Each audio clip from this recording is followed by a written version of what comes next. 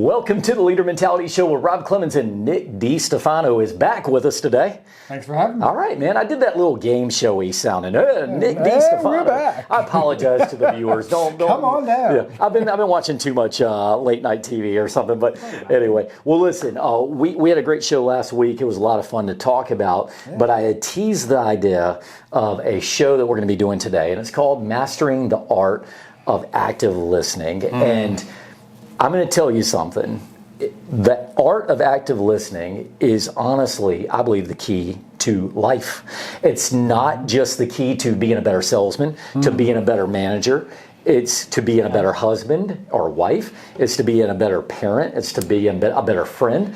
The art of active listening. Am I sitting here when I'm listening to you just waiting to say my bit and therefore I'm not really soaking it in? Yeah. Or am I really listening to what you need? And I heard this thing the other day. I thought it was really funny. Pete Davidson was on the Jimmy Fallon show. Late night. Late night. Yeah, there you go. That's the reason why. And he said, he goes, you got a hard job, Jimmy. And he said, because you have to listen to these guests and just pretend everything's so interesting. And he kind of made it in a funny way. Yeah, sure. But the truth is that there is an art form to it, but it's really listening to what somebody's saying and not just the surface of what they're saying, but reading between the lines. Yes. We're looking at the tonality and the body language. 100%. And if you can master this, I believe that really you're opening up your doors to the world of success, right? Yeah, I love it. I really hope everyone was listening to exactly what you just said. Yeah, because you weren't. That was. Now he's dropping the jokes on me. He's really been watching too much Jimmy Fallon.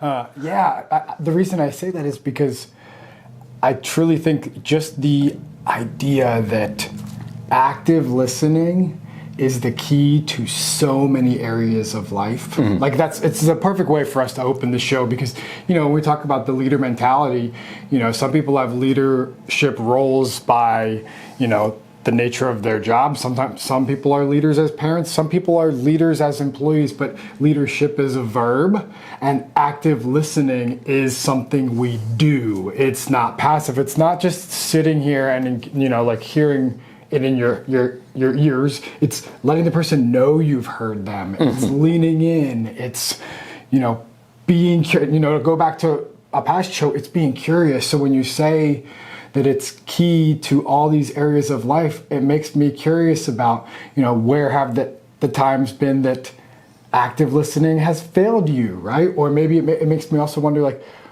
are there times when we can think about, I've been so good at listening, or someone's been so good at listening that it has made me a better person, or has changed something for me? I can think about that for me personally, but it made me curious as you were saying it. This is not just about business. This is about life in general, and I love that that's how we started. Yeah, no, it's important to me. So I've been in sales roles most of my life, and I feel like naturally when I bring out a new salesman or saleswoman with me, that a lot of times their natural thing is they're thinking, I'm going to listen to everything you're saying, Rob, and then I'm going to rebut everybody with exactly the way you're rebutting them. And I will usually say, don't do that. That's a failure because now you're like a parrot that's just repeating things without understanding why I'm saying them. And number two is most salespeople think that they've studied all about the product and they know everything about the product and that now they're ready to go out and sell $1 million worth and they're missing the point of there's only one reason you're there. As a salesperson, there is only one reason you're there. Somebody has a need and you are there to satisfy the need. And how the heck do you know what the need is if you have not listened to them in the first place? So somebody comes in, and here's an example I've learned from years of sales, okay?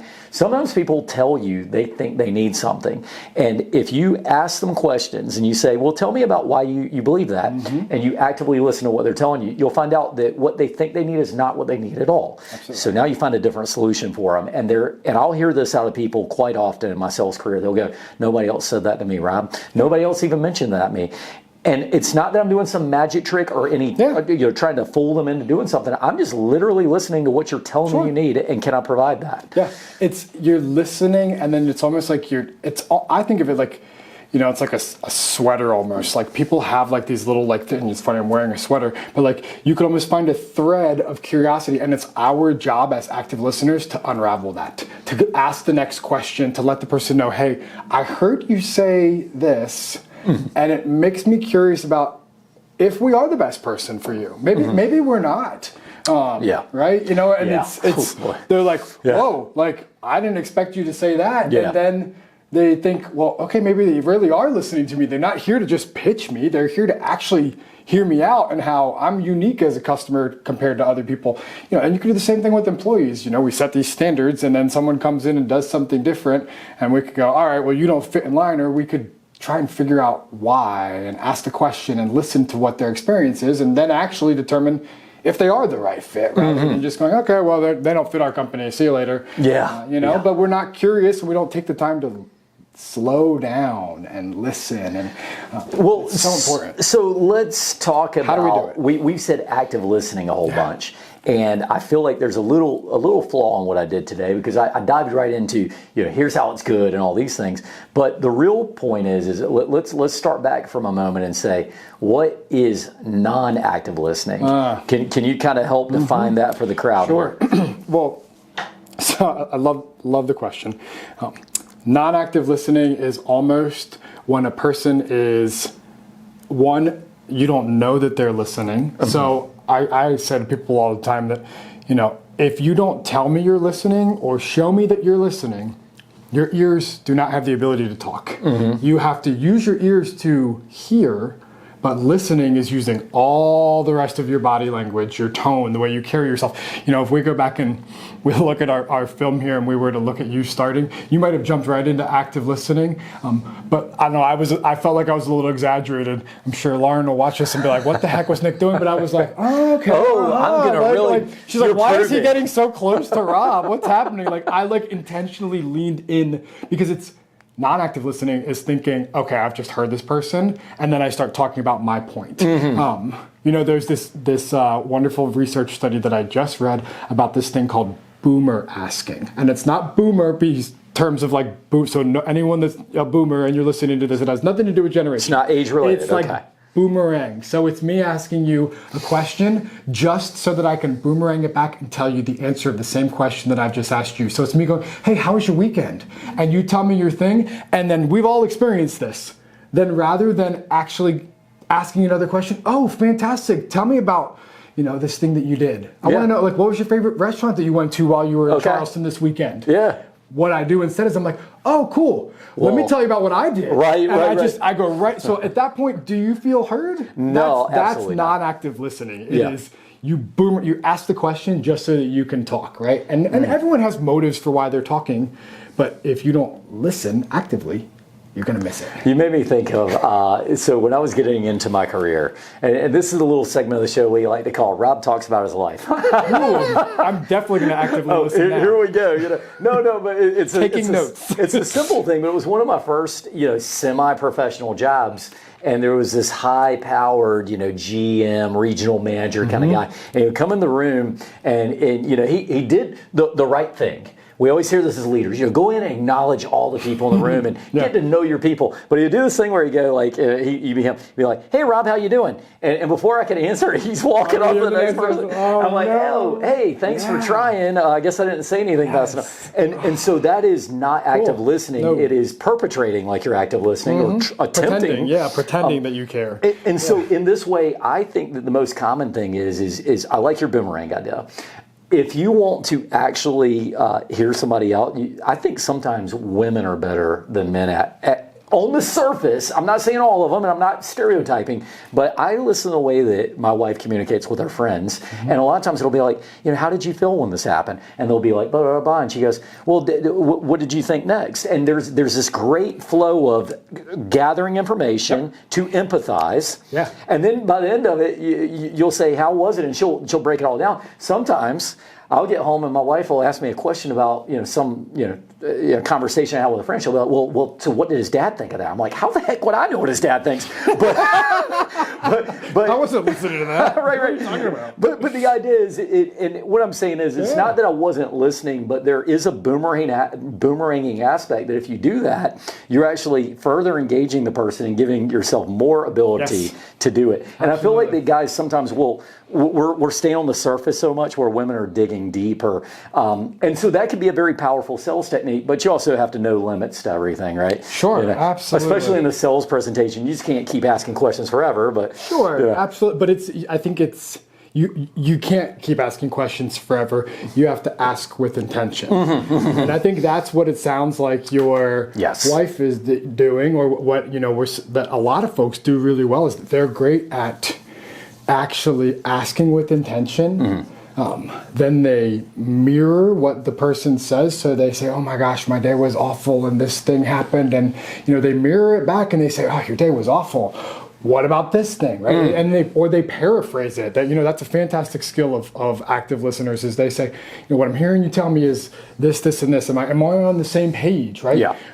Really, and folks listening probably didn't pick up on this, but if you ask, mirror, and paraphrase, that spells out amp, right? So I like to think of it as like, how am I amplifying my listening? Okay. Right? Okay. How am I being a better listener by asking with intention, mirroring? It sounds like you had a really bad day, right? Or paraphrasing and saying, this is what I'm hearing you tell me. And we know that the person has actually listened. That can happen in the moment. It's even more powerful, and we've all had this experience when someone comes back to us a week later, and it sounds like your GM from the beginning was like, how are you? And then never heard from you again. But imagine if he did actually hear you and you told him something, and then 2 months from now, he comes back and he goes, oh, Rob, it's so great to see you again. Yeah. How's your mom doing? Yeah. And you're like, oh, whoa. Well, he didn't. I didn't know that. We call it back and we let the person know that we've truly heard. That's not just asking with intention. It's actually like remembering it and letting the person know you've heard them. Yeah, I think that's a very, very good tip. And I think that since I'm going to, for the rest of this conversation, I'm not going to go so much into the sales side, because I think we made the point. Sure. You got to listen and you got to, but when you talk about how are you thriving through this, how are you finding a way to use this art of active listening to your favor, there's a couple things you need to do first. One of them we need to know is that you have to have your mind clear yourself to do it. If I've got a million things on my mind, I'm not in a state of mind to practice active listening sometimes. And I know that may not be what people think I was going to say here. True. But the truth is if I've got a million things on my mind, this may not be the time for me to have that deep conversation with you. And I have to know that about myself, right? I have to say, hey, look, I do want to hear more about this, but I need to get this done first. Give me 15 minutes and can we talk? And sometimes the answer may be no, and that's okay. If it's no, then you have to make a priority adjustment. But the reason I say that is that part of this active listening thing means you have to have your mind clear of your own things at that point.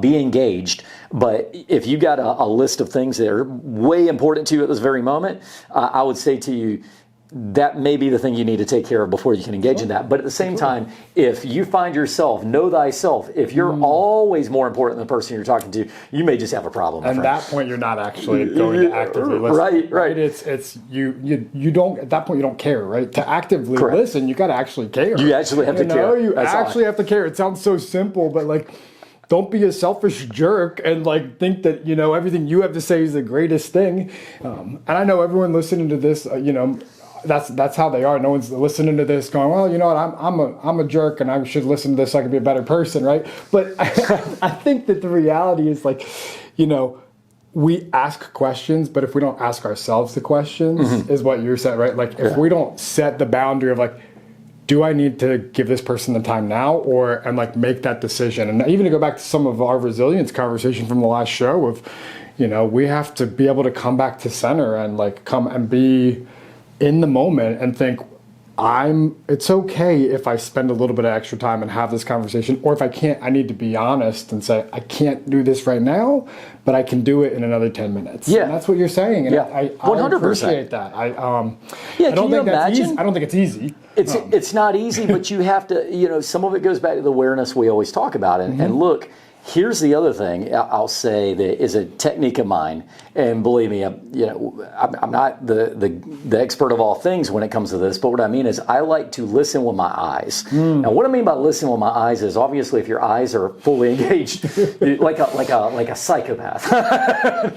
No, when I say listen with my eyes, I specifically mean there is an empathy in the eyes, but I'm actually not really going that route. What I'm saying is some people, now we sit here and sometimes I think we oversimplify, to make a point, but if we're talking about it, right, exactly. Not looking at you. No, if we're oversimplifying, we make it sound like it's so easy. The truth is some people naturally are not wanting to give up a bunch of information right now. So as we're sitting here talking about volleying information, I like to know where a person's state of mind is. So if I'm going to go into a conversation with you, maybe you don't have time to talk right now, and I'm ready to do all this active listening, and you don't have time to give me active information giving. What I mean by that is we have to go back to, let's not make this super simplified where I'm going to practice active listening all day long, but rather, what is the intent of the active listening? Yeah. What is the intent? The intent is to truly show care and show interest in what somebody's talking about. Yeah. So I think that's the thing we have to look at. Yeah, I agree. I also think in the world we live in, and I'm not disagreeing. Okay. I just think in the world we live in, if you don't schedule it, you're not intentional about like how you're going to do this, and you almost have like a strategy for listening, which sounds so like counterintuitive to counter to the idea that we have to care. Like you have to have truly a strategy to care, which again sounds so ridiculous, but you think about all the things we have to do every day and all the bells and the whistles and the things that are distractions. I remember one of my first supervisors, when I would go into her office, she would literally shut her laptop and say, "Hey, you've got my full undivided attention." Okay. And like it was just simply a sign. Now, did it mean that like the phone wasn't going to ring or her cell phone wasn't going to go off? No, but if I take my phone and say, "Hold on, I'm going to put this on silent real quick, and I'm going to shut my desktop off so that I can have a conversation with you and not be interrupted," that shows someone that I'm fully present with them. And I think that's the stuff of like scheduling it, being intentional, coming up with different questions you want to ask your employees every week. It's funny. It has to happen. I agree with you completely, and it's funny because I like so to different. I do like to counterpoint things, but I'm like trying to think of like a reason active listening wouldn't work, and there is none. That's the beautiful part. Active listening is always a good thing. Yeah. Well, let me throw this out. We got a few minutes left. Yeah. I'm going to really test you, but I'm going to help you out here. Here we go. I'm going to ask you something, and you can't say your mom or your dad or your best friend. It's got to be somebody would know.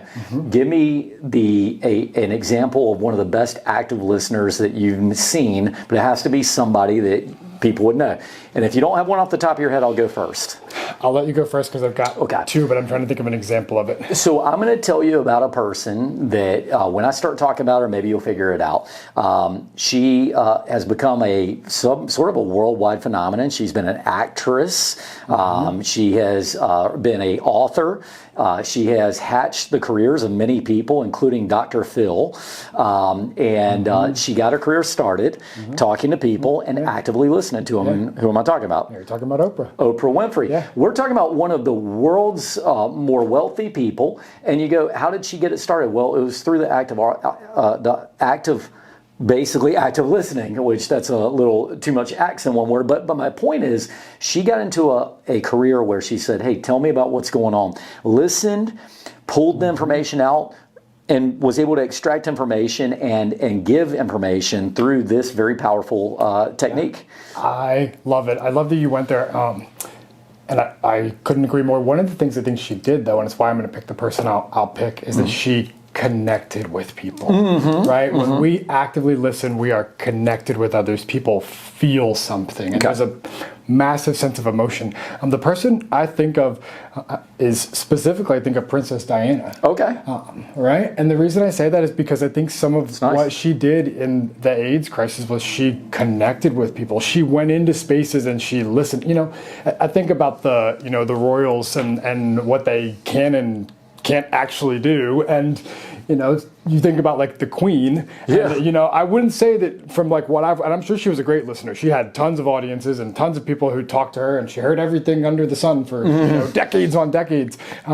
But she was also very like put together and very stoic in the way she carried herself. Whereas I look at Princess Diana and I think of her as someone who was real and connected, and that's why I think her death resonated with so many people, because it was like she felt like someone that we could relate to. It was human, personal, and like that's what active listeners do. It's I'm not talking to a wall. I'm talking to someone that's going to like give me some feedback and let me know that I have something valuable to say. And I think that's what everyone can do. If you think about, if I care, then I should actively listen. And if I do that, I'm connecting with people. I love that. I think about this, and this is probably our last thought for this show today, because I love it, but sometimes when you go too long, it makes it harder for people to actively listen to us. But with that said, if you're a manager and you like to have team meetings and you bring people into the room, practice this art is very important. You're ultimately sometimes having an MC type of meeting. Hey, we're going to talk about quarterly earnings today, and we're going to talk about this. And yes, you're busy doling out responsibilities, but are you actually listening to your team? And there's books like the 5 dysfunctions of a team. 5 dysfunctions of a team. Right. And Patrick Lencioni. A beautiful book, and he talks about the fact that people have to buy in, but buying in includes being heard. Mm-hmm. It includes trusting. And a lot of times, if you don't listen and you don't understand your people, how can you get them to feel trust to actually tell you anything? And if they don't think you're listening, why would they tell you anything? So, very powerful. Yeah. 100%. I hope people will listen to this and go out there and ask better questions and listen to the answers. Yeah. Or prepare to be a tyrant. Yeah. Something like that. Right? I don't know why I threw that in, but anyway. Oh my gosh, she was listening so well. I was. I'm practicing. No. Well, hey, look, Nick, very good tips for this time. I appreciate it. I know that you've had a lot on your personal plate lately. You've been doing some practicing for some running, and by the time this show airs, you may have already ran. So, but I look forward to talking about that on an upcoming show. Talk about some resilience and the ways that I listened to myself for 24 hours as I ran around in a circle. All of this relates to what I'm about to do. I'm excited to talk about it. I like that. Maybe you just introduced something else we didn't talk about today, but I think it's interesting. Active listening to yourself. It is, but no, we talk about it a little bit because you were saying clear your mind. Yeah. Because I think if you don't think about and ask yourself the questions and listen to the things going on inside your head, you can't do it for others. And I think you did a great job of pointing that out. So I think you did. Well, and all I'm saying there too, just to dive a little deeper is maybe as we look at a place to end the show off, I sometimes say, if you are getting to that point where you're just stuck in your rut and you're just going full steam ahead and you're not taking a minute to sit back and go, how is my body feeling? You made me think about when you talked about running, and we always talk about listening to your body. How does your legs feel? How does your body feel? You're not listening to yourself and you're so busy in the grind. So maybe we're kind of overlapping a few show ideas. But anyway, well, listen, we're going to call it a show for today. We appreciate you all listening. If you're out there and you're active listening, keep doing more of it. Find ways to find people that you can talk more with and glean more information. Go out and be the best success you can. So, well, Nick, appreciate you being on again. Thanks for having me, Rob. So thanks for another great show. We'll see you all next time on the Leader Mentality Show with Rob Clemens.